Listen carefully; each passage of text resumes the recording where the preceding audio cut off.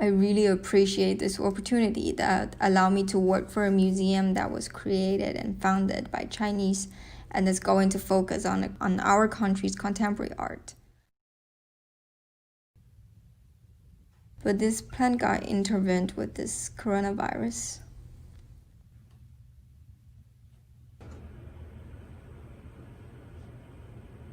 This is maybe my a month at home now. In the beginning, it was definitely a lot of anxiety. So I was like thinking about what I can do. I don't have any job related things to work on right now, and it's impossible to find a new job right now. And this notion of not having anything to do at home really drives me crazy. This is how we get packaged and delivered now.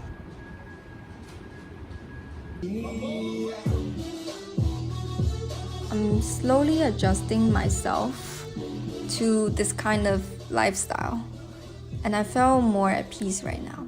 I realize I have something I can do, like reading books, studying for this personal trainer certification. Basically, I started to look out for things I can do at home, and it really helped. I'm worrying about my financial situation too. I used to have an income which will provide me enough money for living and renting this apartment. Since this corona thing happened, they decided to put me on part-time and on a project basis and pay me by hours. If there's no project going on, which is the case right now, then I have no income for this month.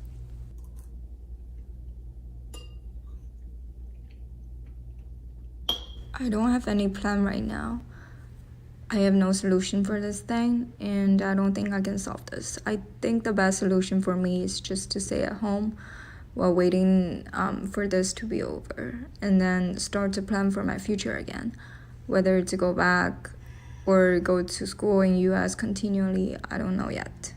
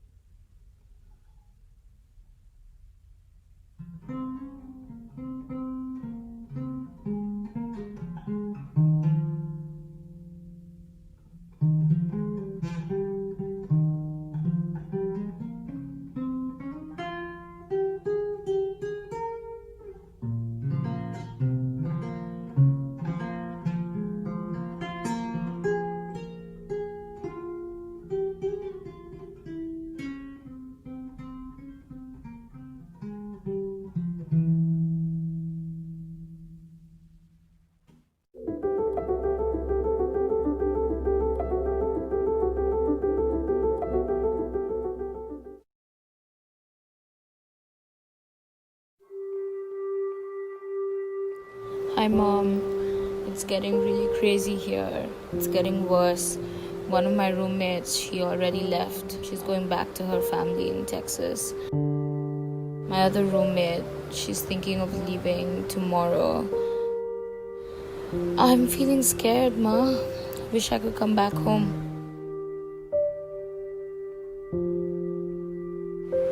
Ma, I really don't want to be alone in this apartment, and I'm not feeling good about being all alone in this country.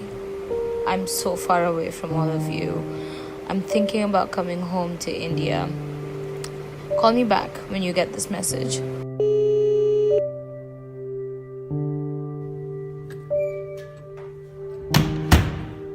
Okay, so I called the Indian embassy in DC, and they said it's a good idea for Indian citizens to return home. They also said I should leave in the next 48 hours, so I'm going to go look for a ticket right now and see what I find.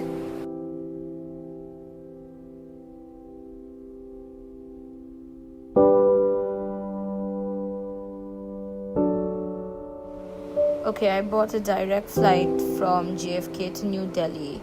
It's going to take off tomorrow at 1 p.m. I'm hearing all these crazy stories about Delhi airport, but I can't even think about that right now. I'm coming back home.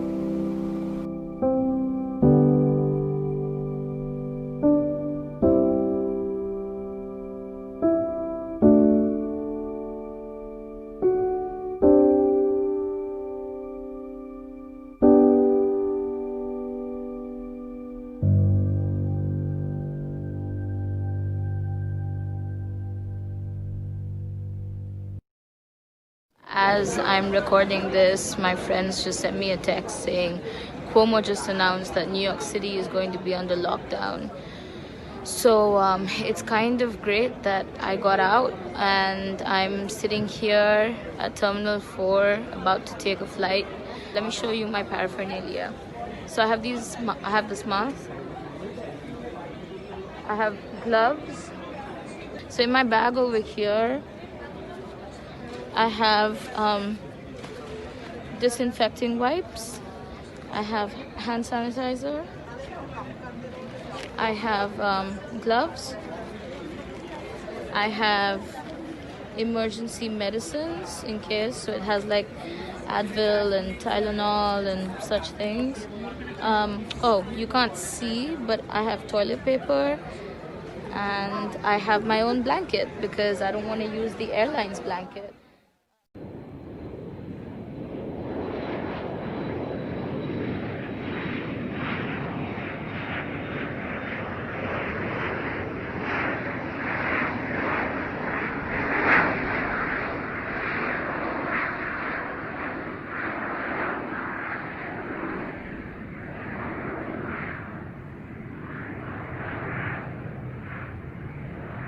What's happening is that in New Delhi, once you arrive, you're supposed to go through a medical screening, and that's when they decide if you should be quarantined or not.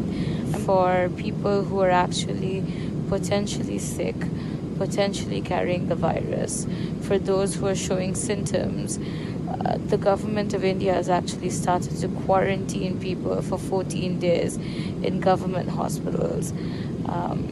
We've heard horror stories. Apparently the facilities are really awful. I'm a little nervous about that, but I feel fine, and more than anything, I'm just trying to be positive. Very, very soon I'm going to be with my mom and dad and my little sister, so just holding on to that.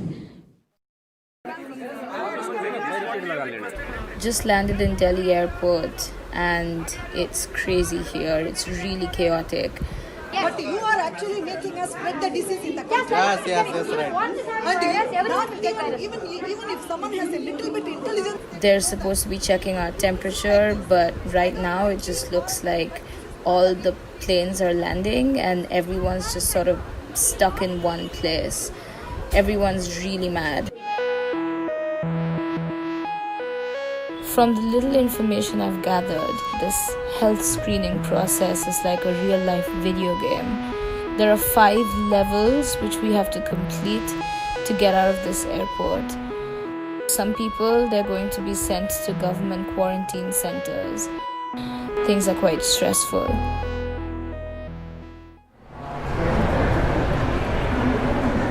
Finally started with the temperature checkup. But then they realized that people have really high body temperature because it's just so crowded and it's so hot. So now we've been told to stand around and cool down. Currently, we're all waiting around. All passengers have to go through health screening process before reporting to the immigration counters. This is my friend Aditi. She has to go back to Bangalore. Hopefully. But at this point, we're just sitting here on the floor.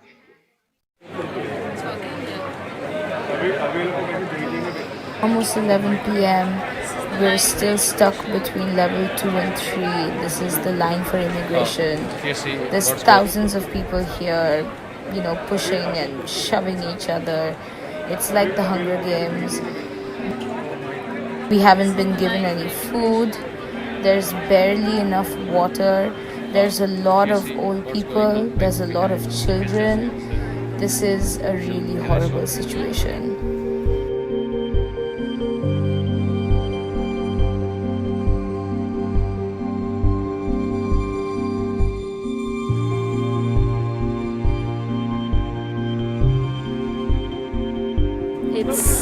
It's getting to me now. It's getting to all of us now. It's just getting really intense now.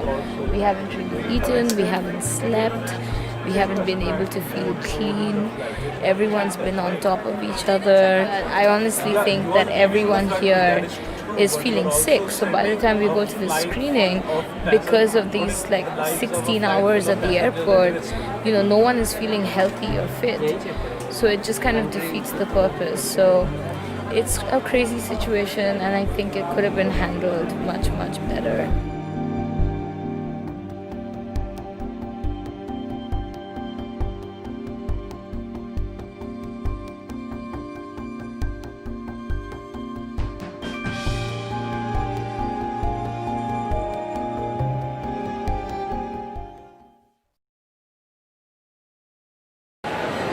It's exactly 6 a.m.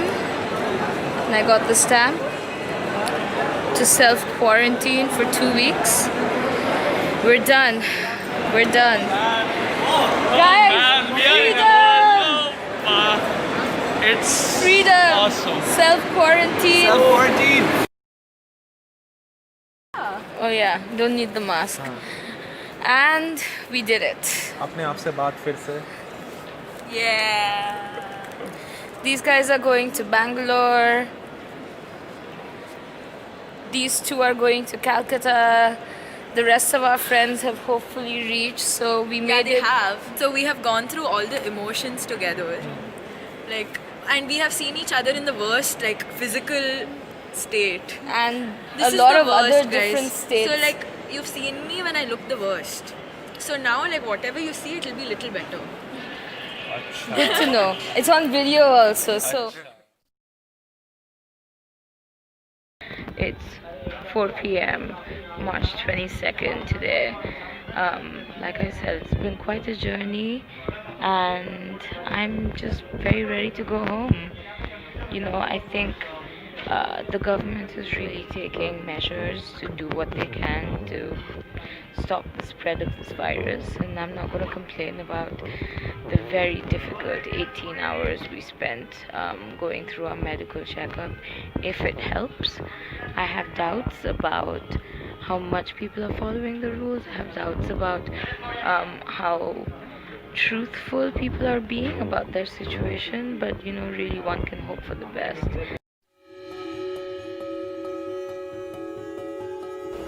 A few of my friends think I'm crazy for leaving New York City, for leaving the United States to go back to India. But those who have roots elsewhere will understand. When you find yourself in the midst of something as traumatic as a global pandemic, you also find yourself seeking the familiar, looking for the safest place to be in. I'm an immigrant in the United States, and the place I feel the safest in is the motherland. It's home.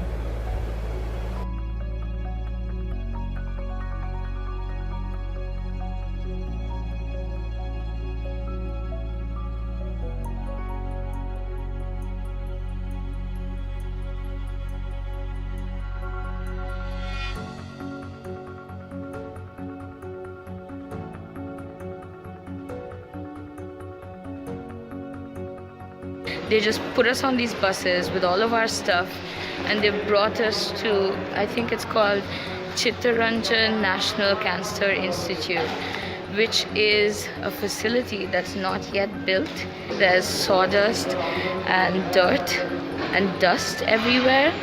There's mosquitoes everywhere. It's not possible to be sitting on a chair. It's not possible to be waiting. We'll get malaria or dengue before we actually get tested for corona. Obviously, we have no answers. We're not being told what they're testing for, what's happening. They just keep telling us to sit. Here's just an idea. As you can see, there's construction over there.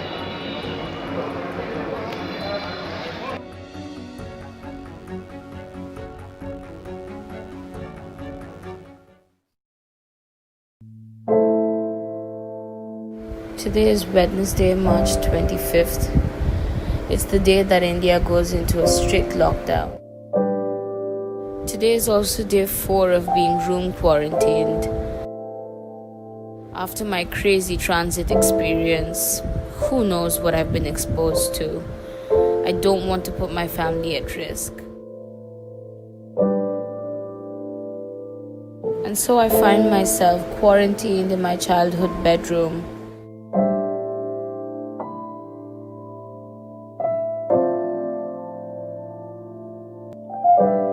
No one can enter, I can't leave. I can't hug my family. But it's okay. It's just 2 weeks. I know now that I made the right decision because it feels really, really good to be home.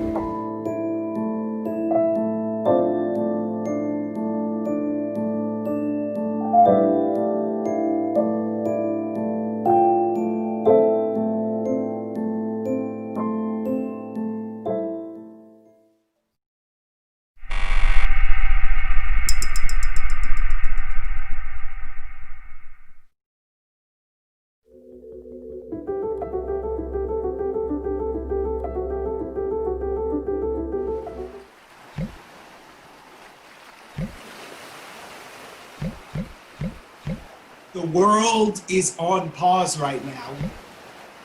We've seen the canals in Venice clear up. LA doesn't have smog, so the climate crisis is solved. No. Shia Bastida of We the Planet and Fridays for the Future, Jesse Bluedorn of the Sunrise Movement, and Fiona Jarvis and Adam Neville of XR Youth US. 4 activists detailing why the climate crisis is more pressing than ever. If nothing is getting contaminated right now, it's because the mass consumption of fossil fuels is stopped. But we can achieve the same amount of emissions reductions by just switching to renewable energy. It doesn't have to translate into massive economic loss and massive unemployment. I wonder if you have a message for anyone who's out there saying we should be getting production started again, get this economic engine moving, and then we'll settle climate. So we just don't feel like they're 2 separate issues that, we can't deal with the climate crisis now because something else is happening. There are always going to be things happening. It's so important to understand that climate isn't something separate from public health. They are deeply intertwined. As humans encroach upon the natural environment more and more, we're getting closer and closer to wild animals. So then diseases like COVID-19 can jump from an animal to a human, and we'll see increased pandemics in both of our lifetimes. I've seen a lot of posts, we are the virus, humanity is the virus, which is such a loaded statement. The worst impacts of climate change and the impacts of COVID-19 have a intersection where they're disproportionately impacting the same groups: poor people, people of color. There was a graphic that showed where in New York COVID-19 cases were occurring. They're really concentrated in deep Brooklyn, Queens, Upper Manhattan, these communities that are already facing sky-high asthma rates, air pollution, and then we get a respiratory virus. It kind of breaks my heart a little bit. People are losing jobs or don't have jobs or are dying or can't afford healthcare. It doesn't need to be like that. Just a couple of weeks ago, the government actually announced that they would be rolling back a lot of EPA regulations. The reasoning provided, the economic situation surrounding COVID-19. That's not an acceptable reason. Quarantine will eventually end, and we will go back to perpetuating the same pollution that caused all the damage in the first place. And that's why youth organizers like me are still organizing. Now we have seen that the world can come together. We have seen that all sectors can address a crisis like what's happening right now, and we have to do the same thing for the climate crisis.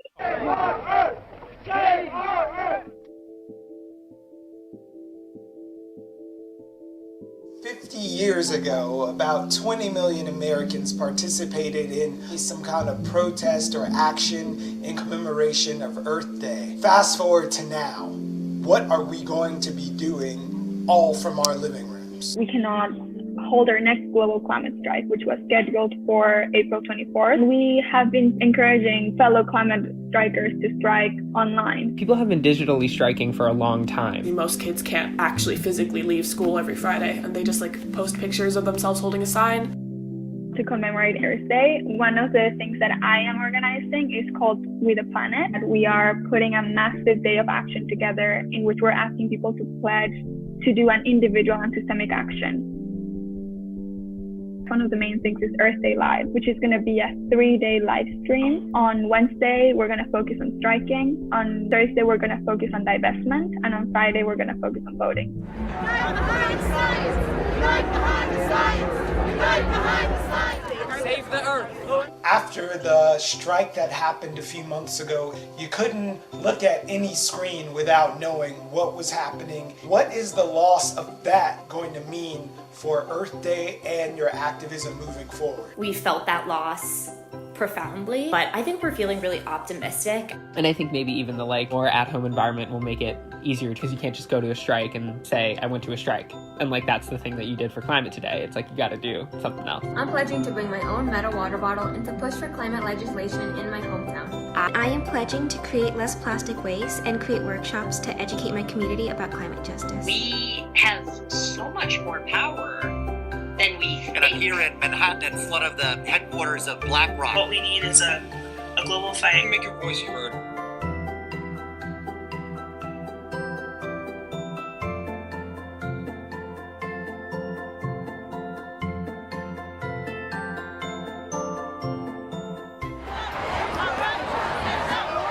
Is there something that the people involved in climate justice work have known for a long time that folks in broader society may just be waking up to? We're seeing so many other elements of the environmental crisis in this moment. People are gearing up for a very intense storm season. Heat waves are coming. People can't afford their air conditioner bill during this difficult time. This is a system that works very well for the people at the top, but just really is not delivering for most of us.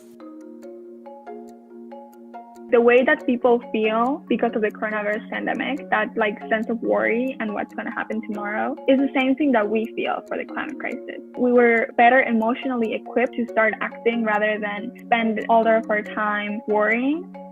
I heard an activist say this COVID-19 pandemic is like a dress rehearsal for the impending apocalyptic climate crisis that's coming. Do you think that's hyperbole, or do you see truth in that? I think, unfortunately, there is some truth in that. The majority of downtown New York will be completely underwater by 2050 if we maintain our current trajectory. So if you're feeling stuck in your apartment in New York now, at least you still have an apartment. One of the main things that makes people care about the climate crisis is when you tell them that the issue is immediate, it's personal, it's happening to people around them. Helping people to understand what a crisis feels like makes it a lot easier to help people to understand what is coming.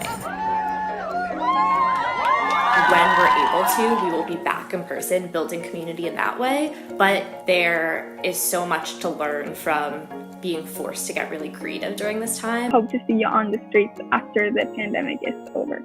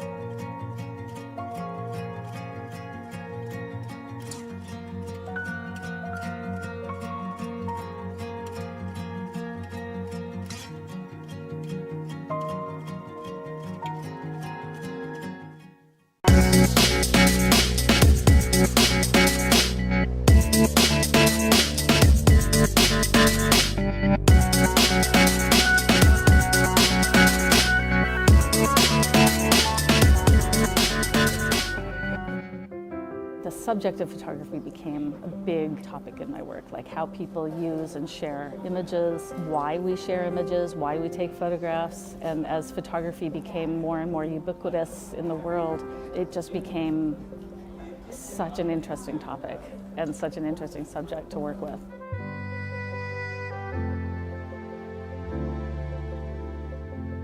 I'm Penelope Imbrico, and I'm a multimedia artist.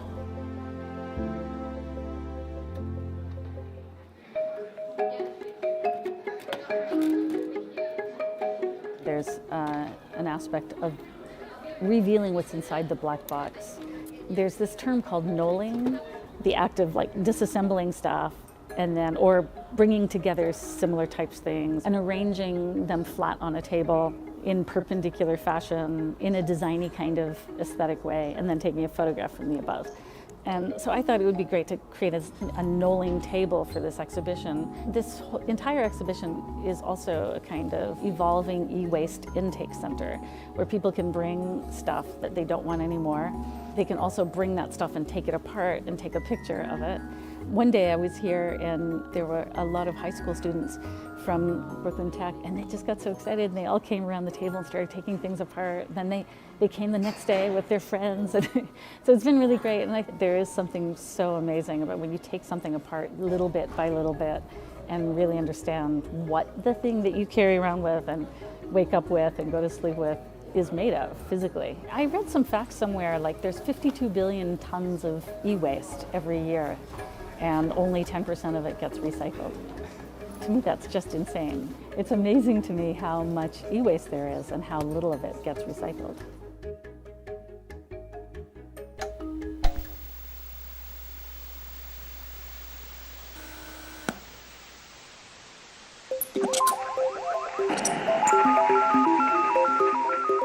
This project, Monument, is really about addressing the screen. Like when we're looking at a screen, we're actually not looking at the screen, we're looking right through it. So we have no idea what's inside it, how it works, and yet we're more intimate with this really than we are probably with our partners.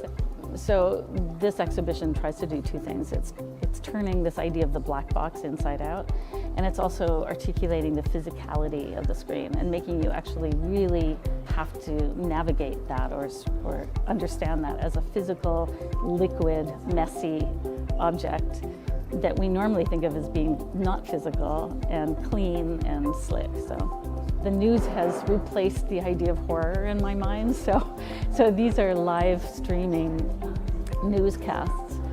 Some of them are live streaming and some of them are pre-recorded because some of the monitors won't accept cable. So we hooked up media players and we're playing pre-recorded news. So the web really affords this kind of study of looking across a certain kind of genre of photography and seeing what people are doing in that. There's a lot you can find in those images. It's fascinating, how people take images and what they share and how they share it, and the sort of inconsequentiality of those images. Like people are not interested in what they look like as a photograph. They're made really specifically just to take a picture of a TV, to sell the TV. So when I decontextualize them and recontextualize them into my work, I'm actually finding groups of things, phenomena that happen that say something about who we are.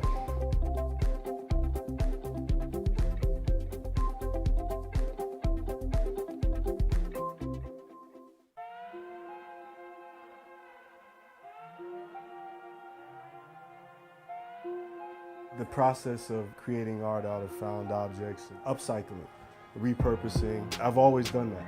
It's bred out of necessity, really. It goes back to this compulsion to create. I didn't go to school for art. I dropped out of high school when I was in my sophomore year and I took a GED. I never went to college. But I always felt compelled to create. And I also was raised here in Brooklyn in a financially disadvantaged family, so we never had money. So I found things to make, literally in my environment. I'm talking about from the time I was like 5 or 6. So this idea of seeing something and being like, I can make something with that, it's out of necessity. Necessity is the mother of all invention, right? So I've always looked to existing things in my environment and try to figure out how I can flip them to express what I have this compulsion to express, whatever it is.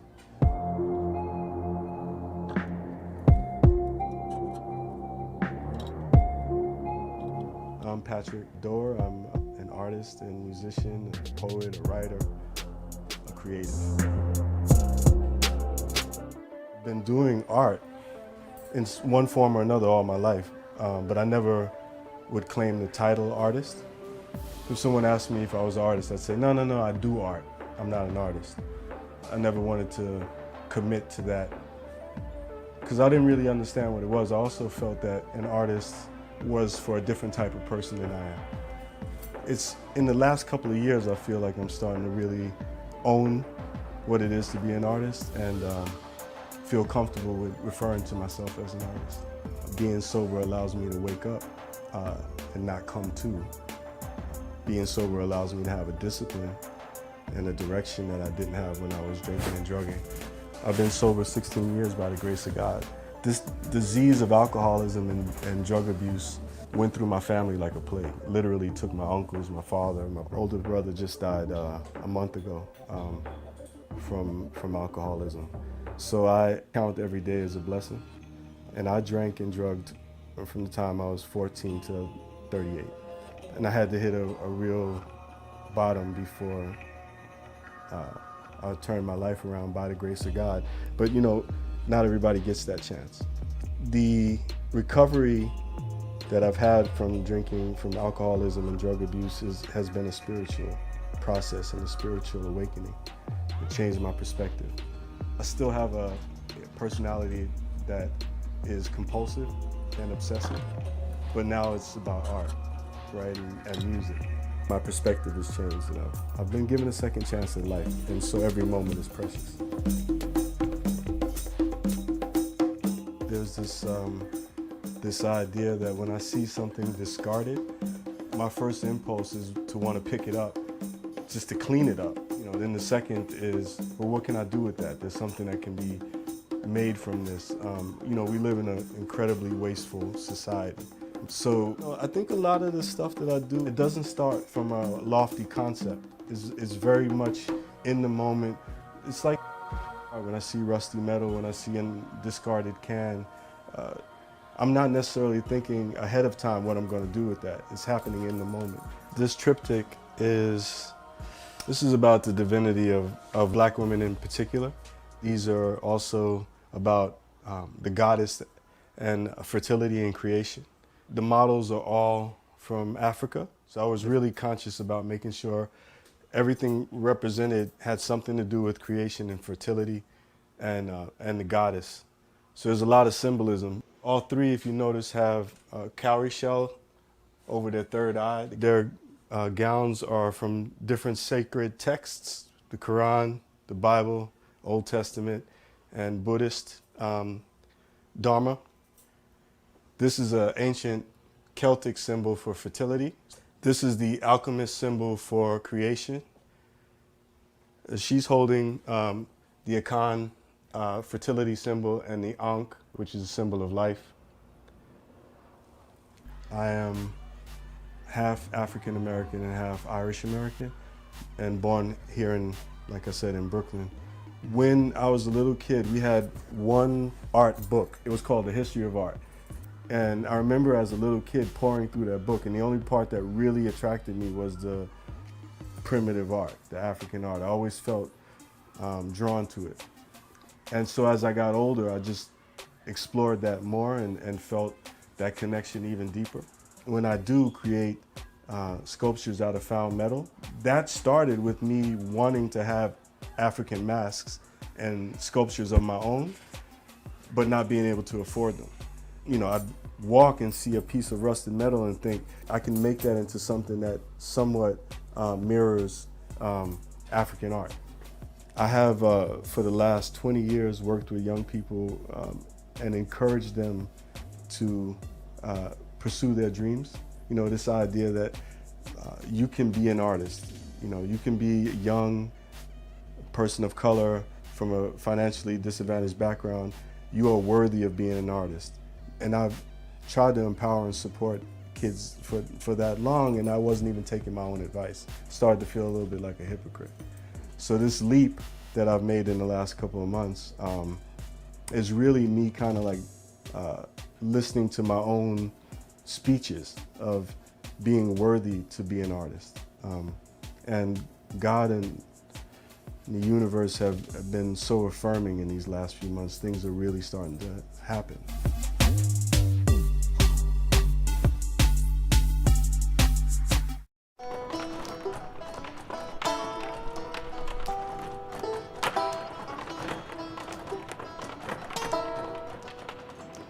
Tap dancing is my way of communication, and it's become my voice, and it's become my expression. My name is Kazu Kumagai. I'm a tap dancer.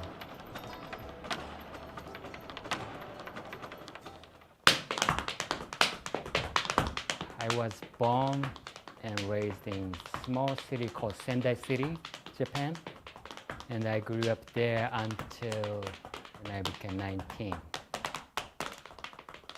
I started when I was 5, but because I was growing up in a small city in Japan, I couldn't find any tap school. I went to NYU to study psychology, but I found the advertisement. There's a school called Funk U, and it's a school for training program for Broadway show, bringing the noise, bringing the funk.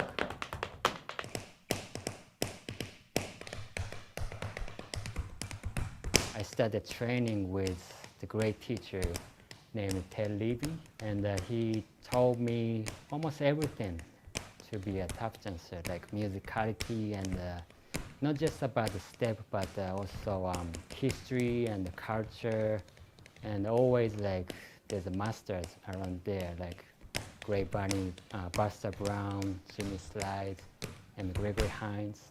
That's where I really started learning.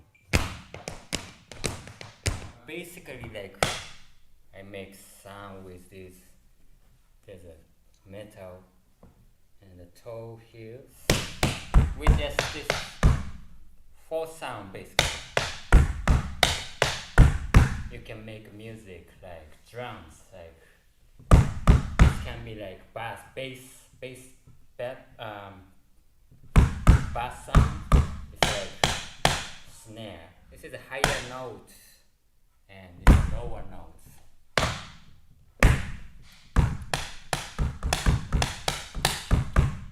From the masters, teachers, they always sing the rhythm first. Sidi ba oo ba di di ba.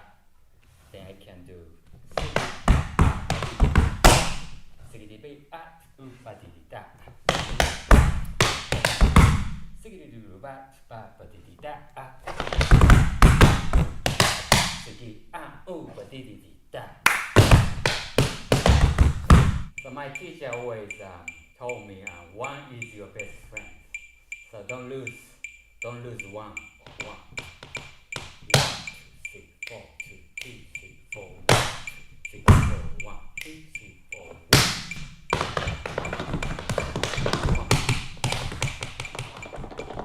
1. Daddy started out in San Francisco, tooting on his trumpet, wild and mean.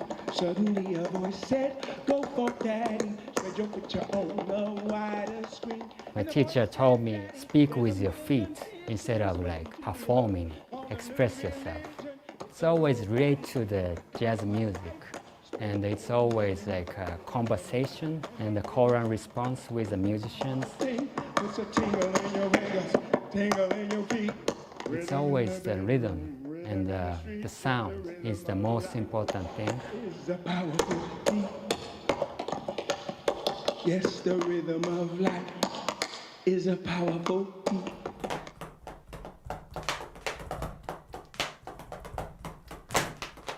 Come writers and critics, prophesize with your pen.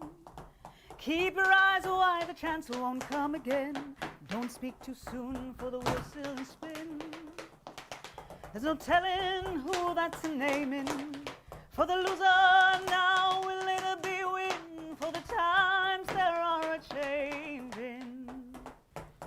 The biggest difference I discovered when I started learning here was the musicality of the dance. Tap dancing is always related to the specifically jazz music. And it's always like a conversation and a call and response with the musicians. It's always the rhythm and the sound is the most important thing.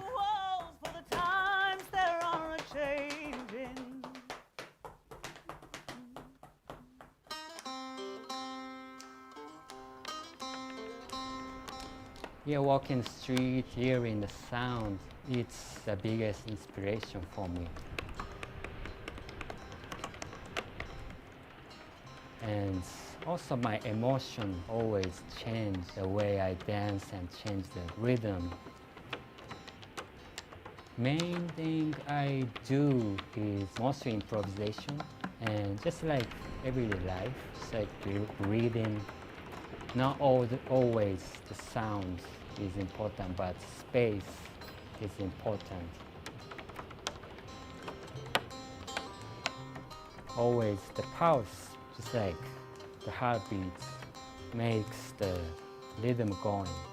Good rhythm, wonderful life, and that's my belief.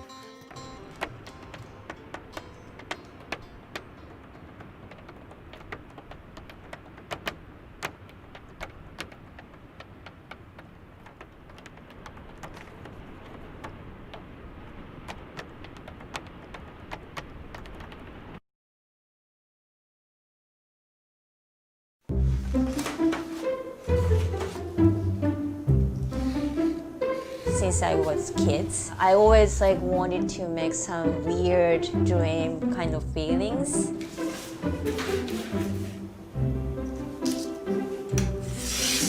I'm Maiko Kikuchi, Brooklyn-based artist. I'm making painting, collages, sculpture, and puppetry. All the time, my art is related to the daydreams, which is my big theme, continuous theme for my creation. So my collage is the tools for making my daydreams. One time I made almost 100 collages for one summer, which is my challenge. So I just needed to train myself how to follow my instinct. This is rough collage. Cut it out and then paste on the paper.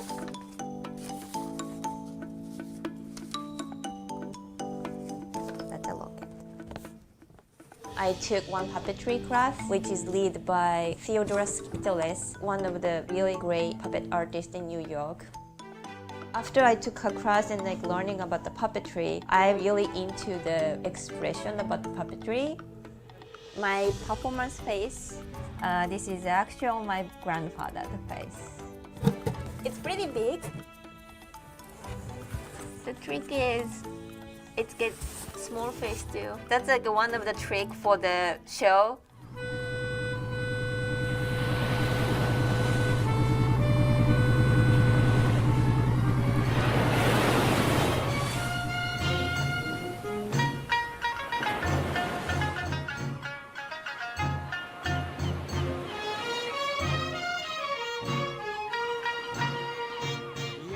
I applied for the Puppet Lab at St. Anne's Warehouse in Danville.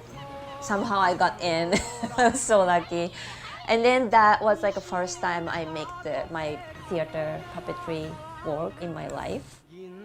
First time I make the object theater, which is called Daydream Anthology. I decided to make something continue from the Daydream Anthology. 7, 8, 9, 10. You got it?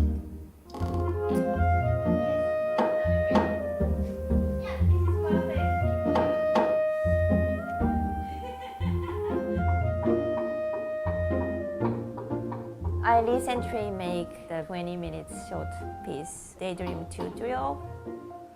So I combine the object and animation, and then like me wearing mask and perform. It's me showing how to make something. Daydream Tutorial. But it's not like ordinary tutorial. How to shape your face. Repeat the movement 10 times. Here is an example. I think me as an artist here, my like Brooklyn days, which is like totally different between Japan. So every time I kind of like feel a little like unusual or the things I'm not used to, which kind of makes me feel like I'm in the daydreams. So that's always caused me to like make my piece. 10 times. Here is an example. 1, 2. You got it?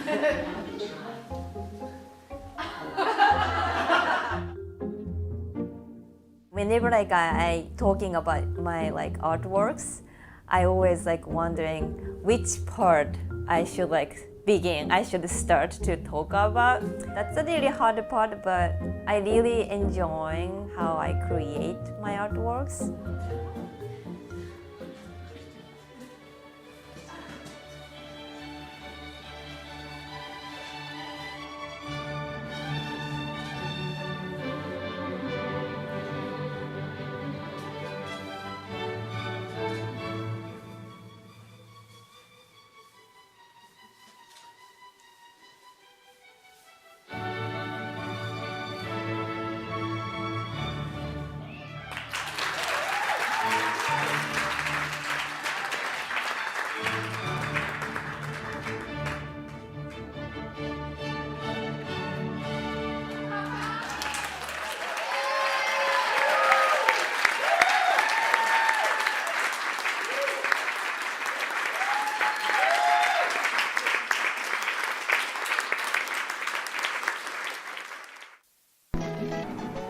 It's interesting because I have felt the most alive moments right after I thought I was going to die. I was in a strike and I almost got killed. Literally killed. It was almost normal to somehow witness a criminal act. Getting things stolen or being attacked or assaulted for reasons that at the time I couldn't comprehend, but it became like something normal in the country. I was covering via photography and videography like a bunch of the strikes that were going on in my country, because the only channel that it was covering a lot of what was happening, it was NT24, and it's a Colombian channel. So I started documenting what was happening, and in the middle of the strike things got really crazy. That was insane. I was 17 when that happened. I spent literally like 2 months in my house. Like my parents after that didn't let me go out. After that, I realized that my life was actually in danger.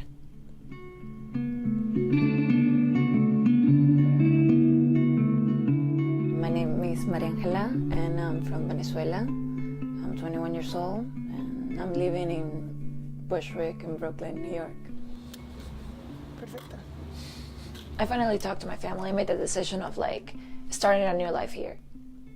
I became very like lonely, and I just started documenting like the changes that I was going through. So like I have a lot of photos that represent kind of like that solitude. You know, I started just doing self-portraiture of like how it felt to like just wake up and like having uncertainty. I think taking a camera was a way for me to express myself. I started journaling a lot, and I started kind of like documenting what it was like, that process of becoming a young adult, like my womanhood in a way, my early stage of a womanhood. And it became like a lot of self-portraiture, but just of how empty and how sad and how nostalgic it was to just kind of start from a place where I sincerely did not have anything, and how that was like my only option. Like that was the decision that I took that led me into all of this. And for sure it wasn't easy, and it still is not, but what I do think it's really beautiful is being able to through photography, kind of like see the starting point of that decision and like have it all documented until now, like from 17 until now that I'm 21, just seeing that change, how I adapt, and how my roots still come from that little girl that grew up vulnerable, exposed, and like is stronger in a way.